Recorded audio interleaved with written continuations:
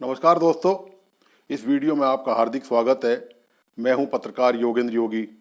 दोस्तों, जनसंख्या के लिहाज से भारत एक टाइम बम पर बैठा हुआ है और निश्चित तौर पर घड़ी की सुई जो है वो लगातार टिक टिक करती हुई आगे बढ़ रही है। मतलब हम जनसंख्या विस्फोट को लेकर टाइम बम की तरह हमारी हालत है और हम धीरे धीरे उस दिशा की तरफ बढ़ रहे हैं कि जब टाइम बम फटेगा। तो निश्चित तौर पर ये हालत देश में विशाल जनसंख्या के कारण हुई है और उम्मीद ये बताया ये जा रहा है कि सन 2026 के बाद हम पूरी दुनिया में हमारी जनसंख्या चीन के से भी आगे निकल जाएगी और हम नंबर 1 जनसंख्या वाले देश होंगे। तो जब जनसंख्या की जब बात चल रही है तो निश्चित तौर पर इस मुद्दे पर ऐसा हो नहीं सकता कि भारत में जब जनसंख्या की बात हो तो बच्चे पैदा करने की बात नहीं हो, और जब बच्चे पैदा करने की बात हो तो यह भी लाजमी है, बहुत ज़रूरी है कि मुसलमानों की बात हो। क्योंकि आपको पता ही है कि संघ परिवार, आरएसएस और भारतीय जनता पार्टी गाहे बेगाहे इस मुद्दे को लेकर उछालते रहे हैं कि किस तरह से मुसलमान जो हैं वो बहुत ज़्यादा बच्चे पैदा करते हैं, कई कई शादी करते हैं और उनकी वजह से जनसंख्या देश में बढ़ रही है। और ऐसा नहीं हो कि, और आपको बताया कि सोशल मीडिया पर भी इन दिनों या बहुत लंबे समय से बाकायदा कैंपेन सा चला हुआ है कि किस तरह से मुसलमान ज़्यादा बच्चे पैदा करके हिंदुओं को अल्पमत में कर देंगे और देश पे कब्जा हो जाएगा और इस तरह की, और देश में इस्लाम लागू हो जाएगा, और इस तरह की बातें शुरू से ही चलती आ रही हैं। इनमें कितना दम है या कितना नहीं है ये तो आप जानते ही हैं कि हकीकत क्या है इन सब मुद्दों को लेकर। लेकिन बीजेपी का और आरएसएस का एक माइंड सेट है जिसको लेकर वो समय समय पर विभिन्न सार्वजनिक मंचों से इसका इजहार करते रहे हैं। तो निश्चित तौर पर ये एक मुद्दा तो है ही देश में जनसंख्या, लेकिन जनसंख्या क्या सिर्फ मुसलमानों के कारण बढ़ रही है या और कोई इसके कारण हो सकते हैं? तो बीजेपी का जो नज़रिया है, या आप ये कहें कि केंद्र की जो सरकार है उसका जो नज़रिया है, जो भारतीय जनता पार्टी की सरकार है उसका जो नज़रिया है वो दोस्तों पूरी तरह से एक तरफा है। दरअसल जब बात जनसंख्या की होती है तो एक तरफ जब मुसलमानों को कटघरे में खड़ा करने का प्रयास किया जाता है, लेकिन जब यही कोई बात, जनसंख्या बढ़ाने की बात, जब कोई ऐसा व्यक्ति करे जिसका संबंध भारतीय जनता पार्टी से हो और केंद्र की सरकार से हो, तो निश्चित तौर पर भारतीय जनता पार्टी और केंद्र की सरकार ऐसे मुद्दों पर किनारा कर जाती है, ऐसे मुद्दों पर चर्चा करने को तैयार नहीं होती। जी हाँ, मैं बात कर रहा हूँ आंध्र प्रदेश के मुख्यमंत्री चंद्रबाबू नायडू की। तो चंद्रबाबू नायडू ने दरअसल दोस्तों अभी कुछ दिन पहले ही एक बयान दिया। उन्होंने बयान दिया कि लोग वहाँ पर ज़्यादा बच्चे पैदा करें, ज़्यादा बच्चे पैदा करें, यानी कि 2 से ज़्यादा बच्चे वहाँ पर पैदा होने चाहिए, क्योंकि उनका कहना है कि यहाँ पर जनसंख्या कम हो रही है और उसका नुकसान आगे चुनाव में होगा जब परिसीमन होगा लोकसभा का। तो वो वहाँ पर मुख्यमंत्री नायडू एक प्रस्ताव भी लेके आ रहे हैं कि वो पंचायत के चुनाव वो व्यक्ति लड़ पाएगा जिसके 2 से ज़्यादा बच्चे हों। आपको याद होगा कि पहले ये नियम लागू किया गया था देश भर में अलग अलग राज्यों में कि पंचायत इलेक्शन में 2 से ज़्यादा बच्चे जिनके होंगे उनको चुनाव के लिए अयोग्य घोषित माना जाएगा, वो चुनाव लड़ नहीं सकते। और सरकारी कर्मचारियों के पर भी ये नियम लागू होता है कि जो सरकारी कर्मचारी 2 से ज़्यादा बच्चे पैदा करेगा उसको, यदि वो नौकरी में है तो उसको प्रमोशन वगैरह और नौकरी में दिक्कत आएंगी उसको। तो ये किया गया। तो दरअसल हुआ ये कि चंद्रबाबू नायडू ने 2 बच्चों से ज़्यादा की बात कर दी और उसके बाद तमिलनाडु के मुख्यमंत्री के स्टालिन ने एक सामूहिक विवाह समारोह में यह बयान दिया। उन्होंने कहा कि 12 बच्चे पैदा करें। तो उन्होंने 12 बच्चे पैदा करने का एक सांस्कृतिक कारण भी बताया, जो धार्मिक कारण उन्होंने सांस्कृतिक कारण बताया कि किस तरह से उनके जो परंपरागत जो वंशज थे उन्होंने वो 12 चीज़ें शामिल की जो उनकी संस्कृति में, और उस हिसाब से वहाँ 12 बच्चे पैदा होने चाहिए। तो ये 2 मुख्यमंत्रियों के अलग अलग बयान आए और इनके बयान के बाद आप देखिए कि भारतीय जनता पार्टी पूरी तरह से खामोश है। वही भारतीय जनता पार्टी जो चीख पुकार मचाने में देर नहीं करती है। आप कल्पना कीजिए इन मुख्यमंत्रियों की जगह यदि कोई मुसलमान मुख्यमंत्री होता और वो यदि ये बात कह देता तो भारतीय जनता पार्टी दोस्तों पूरे देश में तूफान मचा देती। ये सच है, भारतीय जनता पार्टी अपनी सुविधा के अनुसार काम करती है, वो मुखौटा बदलती रहती है। अब चूंकि चंद्रबाबू नायडू आंध्र प्रदेश के मुख्यमंत्री हैं और टीडीपी की जो सांसद हैं वो टीडीपी ने, जो उनकी पार्टी है तेलुगु देशम पार्टी, उसने केंद्र को समर्थन दे रखा है।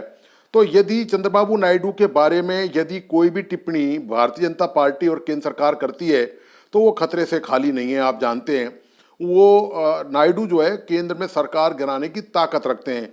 आप दूसरे शब्दों में कहें कि नायडू की बैसाखी पर ही केंद्र की सरकार चल रही है।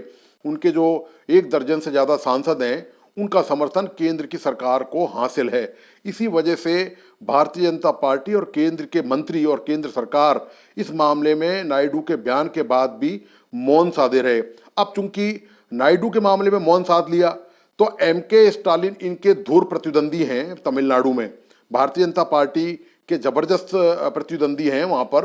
और आप ये समझिए एक दूसरे को दोनों दल, उनका दल स्टालिन का और भारतीय जनता पार्टी, एक दूसरे को फूटी आंख में नहीं सुहाते हैं। अब जब चूंकि स्टालिन ने बयान दिया तो भारतीय जनता पार्टी के पास विरोध करने का कोई कारण ही नहीं रह गया। स्टालिन ने कहा कि 12 से ज़्यादा बच्चे पैदा कीजिए आप, ताकि वो जो है वहाँ पर जो सिस्टम है, वो जो जनसंख्या वहाँ पर कम हो रही है वो जनसंख्या वहाँ पर बढ़ सके। तो भारतीय जनता पार्टी इसलिए मौन रही क्योंकि वो नायडू के मामले में नहीं बोल सकी। यदि स्टालिन के मामले में भारतीय जनता पार्टी कोई बयान देती और कोई आलोचना तीखी भर्त्सना स्टालिन की करती तो नायडू की भी करनी पड़ती, क्योंकि साथ में नायडू ने भी ऐसा ही बयान दिया है जनसंख्या बढ़ाने वाला, और वो तो बाकायदा कानून बनाने जा रहे हैं वहाँ पर कि 2 बच्चों से अधिक बच्चे पैदा करें तभी पंचायत का इलेक्शन लड़ पाएंगे। तो ये जो मामला हो गया, ये दरअसल भारतीय जनता पार्टी इसमें बहुत बुरी तरह से उलझ गई और उलझी ऐसी कि वो इस मामले को गोल कर गई। आपको मैं बता दूं, ये पहला मौका नहीं है जब भारतीय जनता पार्टी ने इस तरह की बातों को गोल किया है। जो उन्होंने पहले कहा था वो भी मैं आपको लगे हाथ वो रेफरेंस, वो उदाहरण आपके सामने रखना चाहता हूँ। भारतीय जनता पार्टी जब चुनाव लड़ रही थी लोकसभा का, तो प्रधानमंत्री मोदी ने ये बयान दिया 2 जगह। एक तो बयान दिया झारखंड को लेकर कि वहाँ पर जो मुस्लिमों को आरक्षण दिया गया है वो उसके खिलाफ है और वो ओबीसी के मामले में कोई समझौता नहीं करेंगे। एक बयान उन्होंने दिया मध्य प्रदेश की चुनावी रैली में, और एक बयान उन्होंने और दिया इसके अलावा झारखंड में चुनावी रैली में। और उन्होंने ये साफ कहा कि भारतीय जनता पार्टी और केंद्र सरकार ये बर्दाश्त नहीं करेगी कि आरक्षण का ओबीसी का हक मारा जाए और मुसलमानों को उसके ऊपर रखा जाए, उनको आरक्षण दिया जाए। अब हो ये गया, दरअसल जब प्रधानमंत्री तो अपना बयान दे दिया, लेकिन उधर चूंकि आंध्र प्रदेश में चंद्रबाबू नायडू को चुनाव लड़ना था विधानसभा का और लोकसभा का, तो उन्होंने चुनाव के दौरान ये साफ कर दिया कि वहाँ जो आरक्षण लागू है आंध्र प्रदेश में, वो आरक्षण 4% है, वो मुसलमानों का आरक्षण वहाँ पर लागू रहेगा। अब जब चुनाव के रिजल्ट आ गए और केंद्र को, भारतीय जनता पार्टी को नायडू की जरूरत पड़ी तो नायडू से समर्थन मांगा गया, तो नायडू ने समर्थन दे दिया। और ये मुद्दा बाकायदा फिर उसके बाद हाशिए पे चला गया कि नायडू ने क्या कहा था कि 4% के आरक्षण को लेकर कि मुसलमानों को 4% आरक्षण ओबीसी में दिया जाएगा। भारतीय जनता पार्टी इस मामले में चुपचाप रही, बिल्कुल खामोशी से देखती रही। नायडू का जो बयान था उस पर भारतीय जनता पार्टी को आप ऐसा मान लीजिए कि सांप सूंघ गया।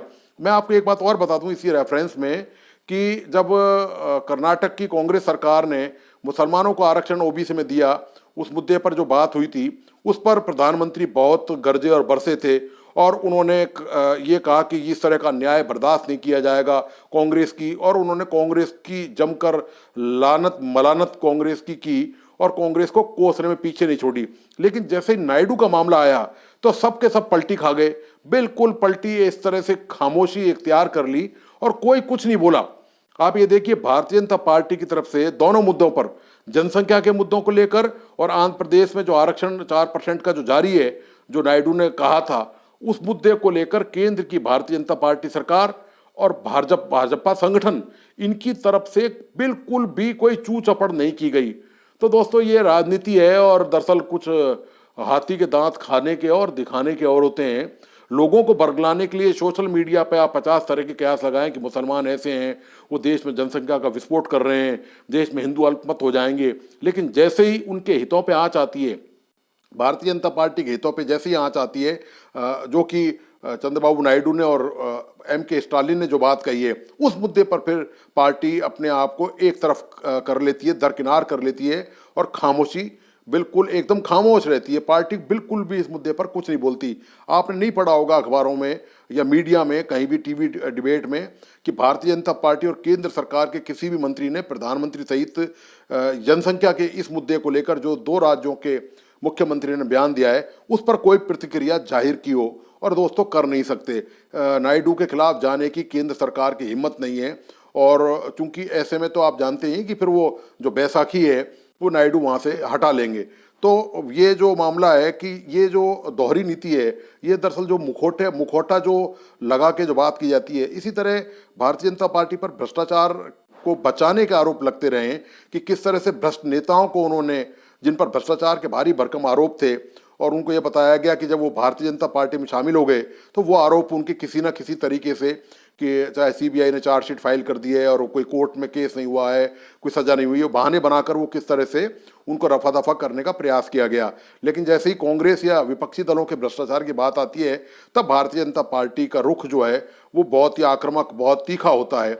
ये जो मापदंड है, ये जो तौर तरीका है, चाहे वो जनसंख्या को लेकर हो, चाहे वो मुसलमान के आरक्षण को लेकर हो, या फिर वो भ्रष्टाचार को लेकर हो, तो ये जो सिलसिला है दोस्तों, ये लंबे समय से चला आ रहा है। और अब देखना ये है कि इस सिलसिले में और नया क्या कोई कड़ी जुड़ती है, क्या कोई नया अध्याय जुड़ता है, भारतीय जनता पार्टी अब नया क्या रुख लेती है, कोई ऐसा ही विवादित कोई नया इशू आने पर क्या स्टैंड लेती है।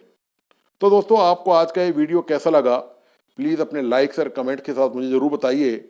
और इस वीडियो को अपने दोस्तों और परिजनों को ज़रूर शेयर करें।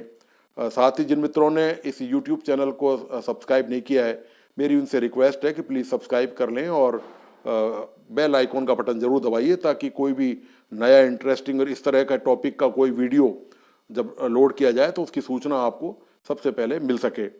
धन्यवाद, नमस्कार।